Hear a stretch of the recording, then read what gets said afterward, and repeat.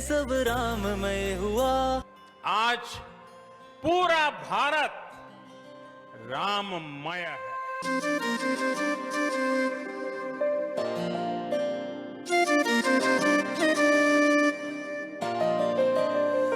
तुम देखते ही रह गए सब राममय हुआ।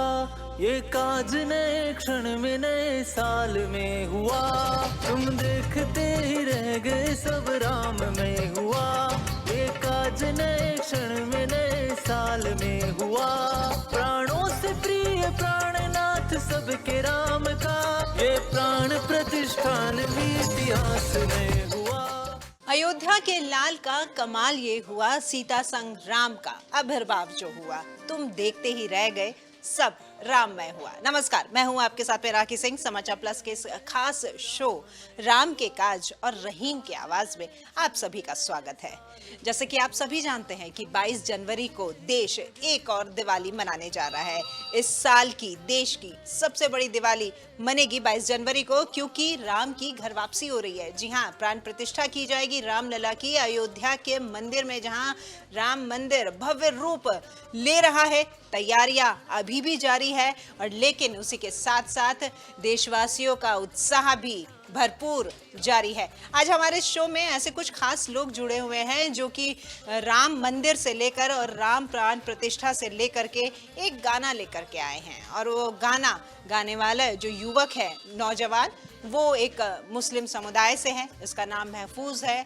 प्रोड्यूसर भी हमारे साथ हैं, तो इस गाने की रचयिता दीपा सैनी जी भी हमारे साथ में। आइए हम सभी से बात करते हैं और जानते हैं कि रामलला के ये जो नए गाने को लेकर के आए हैं, ये गाना है या फिर हम इसे भजन का नाम दें। नमस्कार, आप सभी का बहुत बहुत स्वागत है। सबसे पहले मैं इस गाने के जो प्रोड्यूसर हैं उनके साथ में बात करूंगी। किशोर जी, नए नए गाने, पॉप सिंगिंग आ रही है, साथ ही साथ हिप हॉप और वेस्टर्न, इन सब के बीच में आप 22 जनवरी बहुत नज़दीक है और आप एकदम ठीक समय पर ये इतना सुंदर गाना जो लेकर आए हैं, जिसे मैंने सुना तो मैंने तो इसे भजन का नाम दिया। आप क्या कहेंगे? देखो, 140 करोड़ देशवासियों की एक आस्था का एक नया पर्व आ रहा है, और कहीं ना कहीं हमें ये लग रहा था कि इस राम मंदिर के निर्माण में या इस राम मंदिर की आस्था में हमारा क्या योगदान हो। तो हमने करीब अभी कुछ दिन पहले ही सोचा कि हमारा कुछ ना कुछ तो योगदान होना चाहिए, और इसी योगदान को मूर्त रूप देने के लिए हमने सोचा कि हम क्यों नहीं राम, इस समय देखो पूरा अच्छा माहौल है, सब लोग गाने सुनते हैं, सब लोग मतलब खुशी का इजहार करने के कई तरीके होते हैं, तो गाना बहुत ज़रूरी था। तो हमें लगा क्यों नहीं हम राम जी की प्राण प्रतिष्ठा से संबंधित कोई गाना बनाएं। और ये इस विषय का जब विचार हमारा हुआ तो मैंने दीपा जी से बात करी कि भाई आप लिखते अच्छा हैं तो लिखो। बोले क्या, किस विषय पे? राम मंदिर पे? नहीं, मैंने कहा राम मंदिर पे नहीं, आप ये देखो जैसे ही जो प्राण प्रतिष्ठा का समय आएगा, पूरा देश जो है ना वो राम में हो जाएगा, और वही हो रहा है। और इसी आधार को लेते हुए हमने इस गाने को सोचा कि हमारा एक छोटा सा योगदान इस चीज़ में शामिल हो जाए और ये गाना एक शुरू हो जाए। बिल्कुल छोटा सा योगदान, लेकिन आपके लिए छोटा है, लेकिन जब मैंने गाना सुना तो दिल को छू गया कहीं ना कहीं। महफूज, आपने ये गाना गाया है, मतलब कोई कल्पना भी नहीं करेगा जिस तरह का माहौल अभी फ़िलहाल बना हुआ है कि हाँ, मुस्लिम समुदाय से आप आते हैं और आपने ये गाना गाया है राम जी का। क्या चल रहा था आपके मन में जब आपके पास में इस गाने के लिए बातचीत की गई? आप फौरन मान गए? आपके विचार जानना चाहूँगी महफूज। दीपा जी का मेरे पास फ़ोन आया। वैसे यहाँ पे जयपुर में आर्टिस्ट ऐसे मिलते नहीं हैं जो एक गाने को सही फॉर्मल रूप दे पाए, जो उसको उसकी अल्टीमेट पोजीशन पे पहुँचा पाए। तो इनका कॉल आया, ये पहले से इधर उधर ढूंढ रहे थे जो गाना बना दे इनको। तो कॉल आने के बाद मैं इनके साथ एक मीटिंग हुई। मीटिंग के बाद मैंने इनको एक स्केच दिया। स्केच देने के बाद इन्होंने फाइनल करा, और फिर सिंगर के लिए भी इनको मेरी वोकल पसंद आ गई जो मैंने डमी गा के दी थी, तो फिर वही फाइनल हो गई। आर्टिस्टिक अप्रोच मैंने ज़्यादा रखी इसमें, ना कि कोई रिलीजियस टाइप की। तो मैंने अपना जो बेस्ट था वो दिया। इसके मैंने लगभग 3 बार स्टूडियो सेशन किए, फिर जाके ये रिकॉर्ड हुआ। तो मतलब आपने इसको अपने दिल से कनेक्ट ना करके आपकी तरफ से जो आर्टिस्टिक अप्रोच जो आप कह रहे हो कि मुझे एक काम आया और मेरे को वो जो मेरे सामने जो चीज़ आई वो मुझे पसंद आई, तो मैंने उसे दिल से निभा दिया। आर्टिस्टिक अप्रोच दिल से आती है, वो बिना दिल के काम ही नहीं करती। हाँ, चलिए, इसी में जैसे ये गाना है राम में हुआ, तो इसमें मैं भी राम में हो गया। चलिए, ये भी एक बहुत अच्छी बात है कि राममय यहाँ पर महफूज भी हो गए। महफूज ने महफूज रख रखा है सब कुछ अपने दिल में। देखिए, इस गाने की जो रचयिता हैं, लिरिक्स जिन्होंने लिखी है, दीपा सैनी जी भी हमारे साथ में मौजूद है। दीपा सैनी जी के बारे में बताऊं, ये एक गवर्नमेंट एम्प्लॉय हैं, यहीं पर नगर निगम में एसआई हैं, ये सैनिटरी इंस्पेक्टर हैं ये। तो सबसे पहली बात तो एक गवर्नमेंट एम्प्लॉय और उसके साथ साथ इतनी विचारशील कि इतना सुंदर गाना आपने लिख दिया। मैं पता नहीं क्यों मेरा मन कह रहा है मैं इसे भजन कहूँ। आप मुझे पहले ये क्लियर कर दें कि गाना है कि भजन है, क्योंकि आप ही इस चीज़ को क्लियर कर पाएंगी। एक्चुअली जिसको जैसा भाए, जिसको जैसा फील आ जाए, जिसको जैसा लगे वो वैसा राम को, क्योंकि राम 4 प्रकार हैं। राम के 4 प्रकार बोले गए हैं शास्त्रों में। आप इसको कह रहे हैं कि एक मुस्लिम समुदाय से महफूज आ रहे हैं और इस गीत को गा रहे हैं। एक्चुअली एक राम दशरथ का बेटा, दूजा घट-घट में बैठा, तीजे राम का सकल पसारा और चौथा सबसे न्यारा। तो राम किसी एक के नहीं है, राम सबके हैं। राम का मतलब जब हम कोई काम होता है तो पहले हे राम, कोई परलोक चला गया तो हे राम, कोई बात हो गई तो हमें सबसे पहले राम याद आते हैं। तो राम जो है वो घट की बात है, ये किसी एक के नहीं है, राम सबके हैं। और राम के प्रति सबसे अच्छा अगर कुछ हो सकता था मेरे इससे जीवन में, तो वो ये गीत मैंने लिखा। और ये रचना अपने आप बहुत दिन से हो रहा था लेकिन लिख नहीं पा रही थी। फिर एक दिन राम जी को याद किया, मैंने कि आपका काज है, आप कैसे करवाएंगे ये आप जानते हैं, और ये गाना बन गया। अब 22 जनवरी बहुत नज़दीक है। आपने जो गाना है ये जब आपने लिखा, तो ये जो कड़ी है गाने लिखने का, ये कब आपने शुरुआत की, कितना समय लगा? और क्योंकि शब्द जो है वो बहुत सोच समझ करके यहाँ पर पिरोए होंगे आपने, तो वो आपके गाने से जुड़ी हुई जर्नी आप मुझे बताएं। चूँकि सब जगह राम का सब कुछ राम में चल रहा था, और मोदी जी, हमारे माननीय प्रधानमंत्री मोदी जी भी ट्वीट कर रहे थे, कह रहे थे सब जगह के यहाँ से लेके वहाँ तक पूरे देश भर में, पूरे विश्व भर में सब राम में हुआ। बड़ी ट्रिकी लाइन। तो मैंने जब सब राम में हुआ और सब ऐतिहासिक है, सब वर्षों से कंप्लीट हो रहा है, इतने वर्ष लगे हैं चीज़ के लिए और राम आ रहे हैं, दिवाली है, माहौल है, तो वैसे ही लाइन अपने आप जुड़ती गई। रघुकुल में है आनंद ये कौशल के नंद का, घर घर में आगमन ये राजा राम का हुआ। तो सबके घर आ रहे हैं राम, तो बनता गया ईश्वर की कृपा से, राम जी की कृपा से। अच्छा, आप गवर्नमेंट एम्प्लॉय हैं, नगर निगम में हैं, सफाई का कार्य है और बेहद सफाई से गाना भी बना है। एक्चुअली जब आप काम करते हैं किसी भी सेक्टर में या कभी भी, तो कलात्मक, आप हर व्यक्ति कलात्मक है, चाहे वो ये एक रोजी रोटी है, ये एक प्रोफेशन है कि आप एम्प्लॉय हैं, लेकिन जो अंतर की आत्मा है वो एक आर्टिस्टिक है, एक पोइट्री, एक पोइटिस की है। तो मैं कविताएं लिखती हूँ, कविताएं मंचों पे जाती हूँ, कवि सम्मेलन भी करती हूँ, तो बस ये गीत हो गया। देखिए, इसी बीच मैं मेरे सहयोगी स्वप्निल को भी बुलाऊंगी।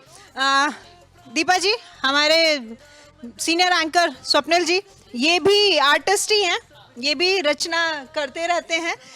इनका मैं बताऊं फिर आपसे पूछूंगी। स्वप्निल जी, जब आपने किसी डिबेट की तैयारी करते हैं या फिर इनको कुछ राइटिंग का काम दे दिया जाता है, तो ये यहाँ बैठे सबके बीच होते हैं, लेकिन ये अलग ही जोन में होते हैं, और कब किस वक्त इनको चलते चलते कुछ याद आ जाए, तो ऐसा आपके साथ भी होता है? अक्सर रात को ख्याल आते हैं और क्या होता है जब हम अकेले में होते हैं, वो ट्रिकी लाइन आती है, अब उसको कैसे करें, सहेजें कैसे। और एकदम कभी कभी ऑफिस में ऐसा भी होता है, कुछ देख रहे हैं, ऑब्जर्वेशन, एक्चुअली आर्टिस्ट की जो होती है वो ऑब्जर्वेशन पावर होती है, कुछ देखा और वहीं से 2-4 लाइनें उठ जाती हैं। और जो ये पहला जो मैंने इसका जो दोहा गाया है, या जो आप कहोगे इसकी जो पहली 4 लाइनें हैं, पंक्तियाँ, वो 2 साल पहले लिखी गई थी और वो ऐसे ही लिख दी गई थी, और मुझे नहीं पता था कि वो आज एक गीत के रूप में आएंगी। तो इन्होंने तो गीत ही बताया है स्वप्निल, हम भजन सोच रहे थे। स्पेशली मैं तो भजन ही सोच रही थी, क्योंकि सुबह से मैं कई बार सुन चुकी हूँ, तो मेरे तो कानों में कहीं ना कहीं ये रच बस गया है, इसलिए मैं इसको सुन रही हूँ। आपने भी ये सुना, आपको क्या लगा और कितना आपके दिल को? भजन और गीत ये 2 सेपरेट जॉनर्स हैं। अगर आप आर्ट फॉर्म में देखेंगे, भजन वो है जो आप देखेंगे भजन मंडली बैठकर भी गा रही है। कुछ गाने ऐसे भी होते हैं जो भजन मंडली बैठकर उनको भी गा लेती है। ये उस तरह का गाना है जिसको भजन मंडलियां भी बैठकर गाएंगी, एंजॉय करेंगी। आज झूमने का दिन है, और 22 तारीख तक आप देखिएगा देश झूम रहा होगा। और ऐसे बहुत से गाने आए हैं, जुबिन नौटियाल का गाना आया है, उसके अलावा स्वाति मिश्रा का गाना आया है और उस पर भी देश झूम रहा है। आपके पास शब्द बहुत ज़्यादा हैं, शब्दकोश बहुत बड़ा है आपका, समंदर में अथाह यहाँ पर आपके पास में है। मेरे पास शब्दों की थोड़ी कमी है, तो मैं चाहूँगी आप भी कुछ सवाल, क्योंकि आप इनसे ज़्यादा सीधा कनेक्ट कर पाएंगे, तो अब इसलिए मैं आपको दे रही हूँ। ठीक है, मैं एक सवाल जो मुझे लगता है इस गाने की शुरुआत में जो लाइन आती है, तुम देखते ही रह गए। अब देखिए, भगवान राम कब हमारे देश में सियासत का मुद्दा बन गए ये नहीं कहा जा सकता, लेकिन एक बड़ा आंदोलन सा होता है, कोर्ट में भी ये मैटर जाता है और कोर्ट से मैटर निकलकर अब एक मूर्त रूप में मंदिर बन रहा है। ऐसे में तुम देखते ही रह गए, वो तुम कौन है, ये सवाल जरूर होना चाहिए, मुझे ऐसा लगता है। तो दीपा, मेरा सवाल थोड़ा स्ट्रेट फॉरवर्ड है, मतलब 500 साल के संघर्षों का इतिहास की यहाँ पर बात हो रही है, उसमें तुम देखते रह गए, ये मीटर, ये लाइन, इसके पीछे की कहानी क्या है? हाँ। ये सवाल एक्चुअली अपने आप में जवाब है कि तुम देखते रह गए। जो नहीं चाहते थे भाई, जो नहीं चाहते थे उनके लिए जवाब है कि तुम देखते ही रह गए, सब राम में हुआ। एक सटायर इसमें छुपा हुआ है। लेकिन महफूज, जब हम देखिए एज ए सिंगर, जितना मैं समझता हूँ, कई लोग इंटरव्यूज में ये सवाल पूछते हैं कि भाई आपने एक सैड सॉन्ग गाया तो आपने कभी सैडनेस महसूस की होगी, तभी आप उस फीलिंग को अपने अंदर ला पाए। भगवान राम पर गाने के लिए भक्ति बहुत ज्यादा जरूरी है। इबादत से कोई भी सिंगर दूर नहीं होता, लेकिन उसकी इबादत का एक तरीका होता है, उसकी इबादत की एक वजह होती है। भगवान राम के गाने में इबादत अपने आवाज में ला पाना, अपने टोन में ला पाना, उसके लिए अलग से मेहनत करनी पड़ी या फिर कैसे हुआ? इन्होंने करवाई सामने बैठ के। एक शब्द का मीनिंग आपने बताया। बहुत ज़्यादा इन्होंने रिटेक्स करवाए मेरे से। जो फीलिंग थी वो इनकी वजह से मेरे अंदर पैदा हुई। उन्होंने बताया कि गाने के वक्त जो करना है, जैसे इसमें एक लाइन है कि ध्वजा हाथ में लेकर, ऐसी कोई लाइन है, अभी मुझे याद नहीं वो। तो वो लाइन जब मैं गा रहा था तब ये बोल रही थी कि हाँ, सारे संग में जा रहे हैं भगवान के लिए दर्शन करने के लिए अयोध्या की ओर, तो वो जोश, वो ओज अपनी आवाज़ में लेकर आओ। फिर मैंने अपना टेक्सचर डाला उसमें और ये गा दिया। इससे पहले कि हम अपने दर्शकों को वो टेक्सचर सुनवाएं, मैं चाहूंगा कि इनकी आवाज में वो जो भक्ति भाव है उसको आप भी सुने, आप भी महसूस कर पाएंगे जितना मैं कनेक्ट कर पाया हूँ। पूरी उम्मीद है आप भी कर पाएंगे। लेकिन उससे पहले, इस गाने को गाने से पहले और इस गाने को गाने के बाद आप में क्या चेंजेस आए? भगवान श्री राम को पहले आप कैसा देखते थे और अब इस गाने के बाद आप उन्हें किस तरह से देखते हैं? मैं रिलीजियस पर्सन नहीं हूँ वैसे। एथिस्ट हैं। जावेद अख्तर भी एथिस्ट हैं, कोई प्रॉब्लम नहीं है। तो श्री राम की मैं इज्जत करता हूँ क्योंकि मैं उनके बारे में जानता हूँ, वो मेरे लिए भगवान है, सबके लिए भगवान है। तो इज्जत है बहुत ज़्यादा और उनकी इबादत भी है। तो प्रोड्यूसर को क्या डर लगा था? मतलब अगर आपको पहले पता चले कि आप जिससे गाना गवाने वाले हैं वो उस फील्ड से थोड़ा सा दूर है, वो एक एथिस्ट है, ऐसा कोई डर नहीं था, क्योंकि जो आर्टिस्ट होता है ना, वो अपने जब उसको कोई काम दिया जाता है तो वो कोशिश करता है कि उसमें ढल जाए। ऐसा हुआ कि जब हम इस गाने को कर रहे थे, जब पहली बार हमने महफूज से ट्रैक मंगवाया और महफूज ने अपने एक फर्स्ट वोकल बना के भेजा, तो मैं और दीपा जी सेटिस्फाइड हुए। मैं गाड़ी के अंदर हमने शीशे बंद करे और गाने को सुना। और अभी मैंने वहाँ पे कहा भी था कि मेरे लिए पैरामीटर है कि गाड़ी में अगर मैं गाने को सुना और फिर शायद कम से कम 20 से 25 बार हमने ये डिस्कस किया कि यार इस पे ऐसे फील आनी चाहिए। बात थी सरयू के तट पे, गाने के बोलते सरयू के तट पे, मैंने कहा सरयू के तट पे बात आए तो सरयू के तट पे फील आना चाहिए। एक हमारे यहाँ क्या होता है, जैसे राजस्थान में हमारे कई मंदिर हैं, खाटू श्याम जी है और रामदेवरा जी हैं, डिग्गी कल्याण यात्रा है, ऐसी बहुत सारी यात्राएं होती हैं जिसमें लोग ध्वजा लेके जाते हैं और उनमें जोश होता है। तो वो मैंने कहा जब इसमें ध्वजा वर्ड आ रहा है तो ध्वजा लेके जो जा रहे हैं ना, तो फील आनी चाहिए, तो वो जोश आना चाहिए गाने में। हम रघुकुल में आनंद है तो भी गाने में आनंद आना चाहिए। जब आप राम जी आ रहे हैं तो आप खुश हो ना। रघुकुल में आनंद है, तो इस विषय को लेकर जब मैं और दीपा जी इसको जब बात कर रहे थे, हमें बड़ी थी यार, पहला जो एक हमारा रफ आया है ये बहुत आया है, इसमें जो फीलिंग है ना वो नहीं आ रही, पहले रफ में फीलिंग नहीं आ रही। फिर हम महफूज की एक बहुत बड़ी बात बता दूँ, महफूज कभी भी किसी प्रोड्यूसर से किसी से नहीं मिलता है, बहुत रिजर्व नेचर का व्यक्ति है। आज बड़ी मुश्किल से महफूज का भी चलना है, तो महफूज बड़ा मोमेंट है, आपको तो खुश नजर आना चाहिए। अब ये आपके बारे में इतनी तारीफ कर रहे हैं तो ये तो ग्राउंड से जुड़ी हुई बात है ना। हमने बहुत जबरदस्ती मिले हमसे, नहीं तुम आओ सामने आओ, फिर हम स्टूडियो में बैठे तो जब हम बाहर बैठे थे, महफूज अंदर वोकल गा रहा था, तो महफूज को भी बार बार बोलते नहीं भाई फीलिंग ला, तुम राम रघुकुल में आनंद है, अब तुम्हारे बीच में आनंद नहीं आएगा, तुम फील नहीं करोगे, ओरा नहीं आएगा, रघुकुल कहाँ है देखो समझो और आनंद लो, और फिर देखो कैसे फील आती है, और यही काम कर रही है। मैं एक बार चाहूंगा हमारे दर्शकों को भी एक बार हम गाना सुनवाते हैं थोड़ा सा खुद सिंगर के मुंह से, ताकि आप ये एहसास कर पाएं कि जो हम बातें कर रहे हैं वो यूं ही नहीं कर रहे हैं। और मुझे पूरा भरोसा है कि थोड़ी देर में हो सकता है मैं भी आपको यहाँ पर इनकी आवाज़ के साथ झूमता हुआ महसूस करने लगूं। आप भी हो सकता है कि टेलीविजन स्क्रीन पर बैठकर जैसे ही उनकी आवाज़ सुने हो सकता है झूमने लगे। तो चलिए देखते हैं क्या होता है। एक बार आप भी सुनिए, मुझे पूरी उम्मीद है, मैं फिर कह रहा हूँ कि आपको बहुत पसंद आने वाला है। एक बार अगर कुछ लाइनें आप थोड़ा सा गुनगुना सकें। इन्होंने शुरुआत की है। एक विरले की छुअन से वर्षों की तपस्या पूर्ण हुई, यूं लगा मानो पत्थर की शिला फिर से अहिल्या हुई, यूं लगा मानो पत्थर की शिला फिर से अहिल्या हुई। विरले की छुअन से वर्षों की तपस्या पूर्ण हुई, एक विरले की छुअन से वर्षों की तपस्या पूर्ण हुई, यूं लगा मानो पत्थर की शिला फिर से अहिल्या हुई, यूं लगा मानो पत्थर की शिला फिर से अहिल्या हुई। तुम देखते ही रह गए सब राममय हुआ, ये काज नए क्षण में नए साल में हुआ, तुम देखते ही रह गए सब राममय हुआ, ये काज नए क्षण में नए साल में हुआ, प्राणों से प्रिय प्राणनाथ सबके राम का, प्राणों से प्रिय प्राणनाथ सबके राम का, ये प्राण प्रतिष्ठान भी इतिहास में हुआ, ये प्राण प्रतिष्ठान। मुझे लगता है कि एक तालियों का राउंड तो होना चाहिए। जितना हमने कमिट किया है वो आपको इसमें समझ में भी आया है। और अब अगर आपने म्यूजिक को सुना, म्यूजिक पहले से कई बार होता है कि कुछ गानों के लिए म्यूजिक पहले से प्रिपेयर्ड रहता है, हम उस पर शब्द लाते हैं या फिर हमें शब्द मिलते हैं और उसके बाद हम म्यूजिक बनाते हैं। ये किस तरह का चैलेंज था? देखिए बात ये थी, छोटा सा जो महफूज है इन्होंने रोमांटिक गाने किए हैं, तो जब हमने इनको एक वैसे भगवान राम से भी जो अपनी फीलिंग्स है वो एक रोमांटिसिज्म की तरह से उसे देखा जा सकता है। जब हमने महफूज को इस विषय में डिस्कस किया तो महफूज ने कहा एक बार आप मुझे अपना थोड़ा सा ओरा बता दीजिए कि किस तरीके से आप क्या चाहते हैं मेरे से। तो सबसे पहले हमने इसका म्यूजिक ही कंपोज किया, लिरिक को लेकर जो वोकल डेवलप करने थे वो बात का काम हुआ। सबसे पहले म्यूजिक डेवलप किया और म्यूजिक को हमने पसंद। तो म्यूजिक डेवलप करते वक्त आपका मकसद क्या था? लोग बैठकर झूमें, एंजॉय करें या खड़े होकर नाच भी सकें? मतलब वो मीटर आप क्या सेट करना चाहते थे म्यूजिक? अभी क्या हो रहा है, अभी हमने कुछ गाने सुने, अभी कुछ गाने आ रहे थे वो बहुत सॉफ्ट गाने आ रहे थे।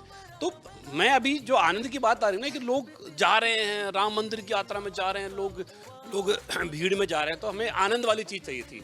तो मैंने कहा भाई जो होना वो धड़ाधड़ वाला होना चाहिए, मतलब बिल्कुल सॉफ्ट नहीं चाहिए। सॉफ्ट बहुत सारे हैं, तो कम कोई एक ऐसा गाना हो जिसमें म्यूजिक जो है थोड़ा सा मतलब ऊंचा हो ताकि लोगों को आनंद ले, लोग मजा ले सके। तनाव की जिंदगी है, लोग आनंद लेंगे तो अच्छा लगेगा लोगों को। देखिए आज भी जब भगवान के गानों की बात होती है या भजनों की बात होती है तो अनूप जलोटा की आवाज़ आज भी लोग याद करते हैं। या आप एक टाइम पे देखेंगे नवीन चंचल हुआ करते थे, सरदार जी हुआ करते थे।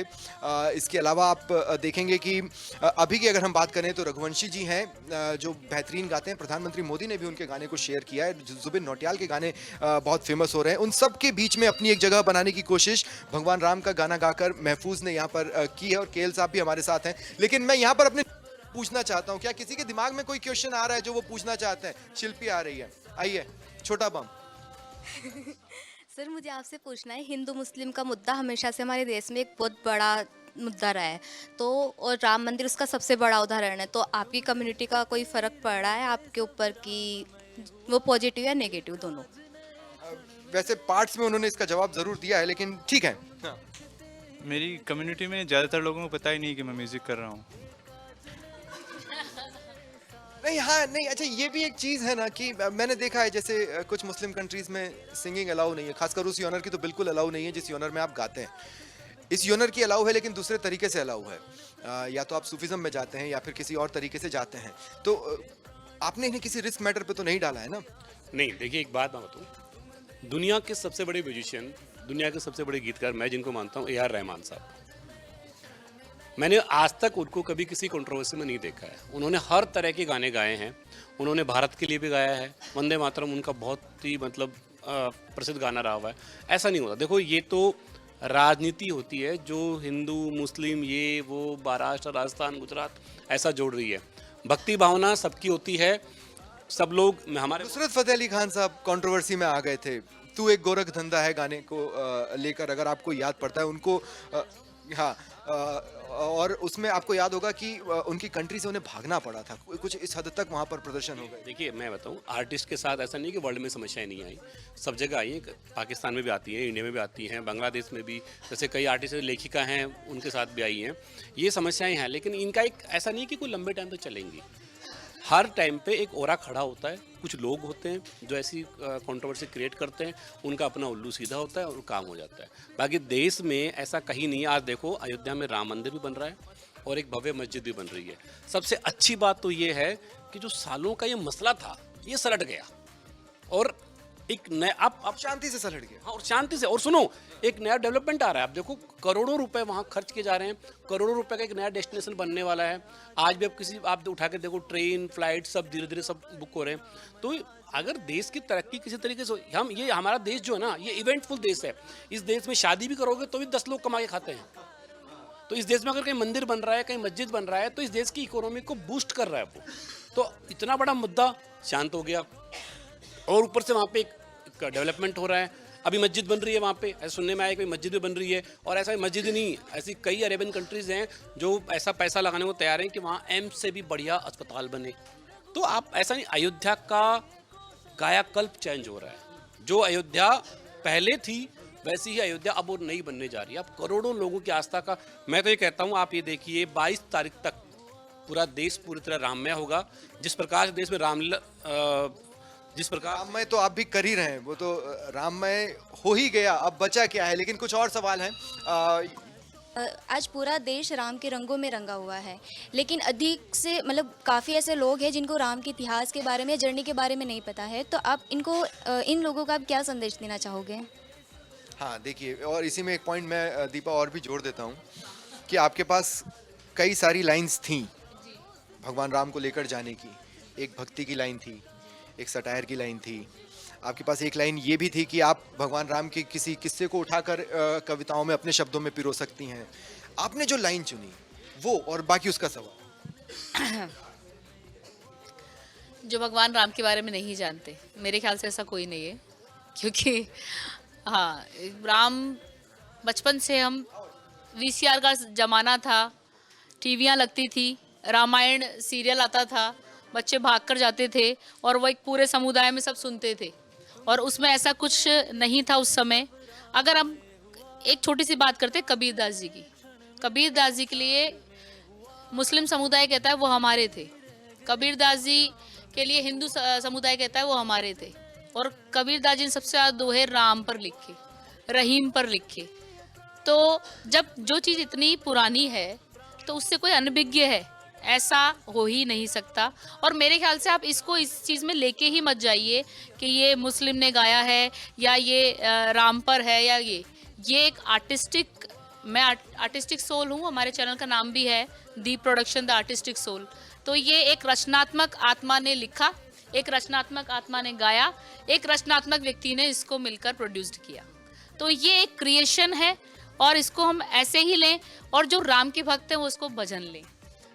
ठीक है, मैं आपको अपनी बात का जवाब मिल गया। और तो कोई नहीं है ना अभी फिलहाल कोई सवाल पूछने? किसी के पास अगर सवाल है तो बोल सकते हैं, नहीं तो मैं क्लोजिंग की तरफ जा रहा हूँ। मैं ये बताना चाहता हूँ कि देखिए, एक फिल्म में एक डायलॉग आया था जिसमें ये कहा गया था कि कला को शहर की नहीं बल्कि शहर को कला की ज़रूरत होती है। इसको थोड़ा सा एक्सपेंशन देते हैं। किसी नेशन के पास आर्ट ही वो सबसे बड़ा खजाना है जो जनरेशन्स में ट्रांसफ़र होता है, और ऐसा ही एक आर्ट फॉर्म है म्यूज़िक जो कि बाउंड्रीज नहीं देखती।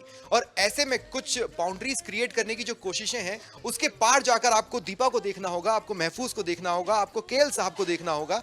और जब आप बाउंड्रीज के पार देखेंगे तो आपको एक मेहनत नजर आएगी, एक ऐसी मेहनत जो रंग जमाने के लिए पूरी तरह से तैयार है। आप इसे YouTube पर ढूंढेंगे, गूगल पर ढूंढेंगे, हो सकता है आप में से कई इसे रिंगटोन भी बनाए, लेकिन ये तो तय है कि आपको मजा आने वाला है, आप झूमने वाले हैं, आप नाचने वाले हैं, और जितना राममय ये देश होता जा रहा है उसको और राममय ये गाना करेगा। आप सभी का शुक्रिया हमारे साथ न्यूज रूम में आने के लिए और इस चर्चा में शामिल होने के लिए। फिलहाल इतना ही। एक बार हो सके तो मैं पूरे न्यूज रूम से कहूंगा, हमारे साथ इतने बढ़िया आर्टिस्ट रहे हैं, उन्होंने गाना सुनाया है, और इन्हीं के गाने के साथ मैं आपसे विदा लूंगा। गाना चलेगा, आप गाना सुनिए और हमें विदा दें।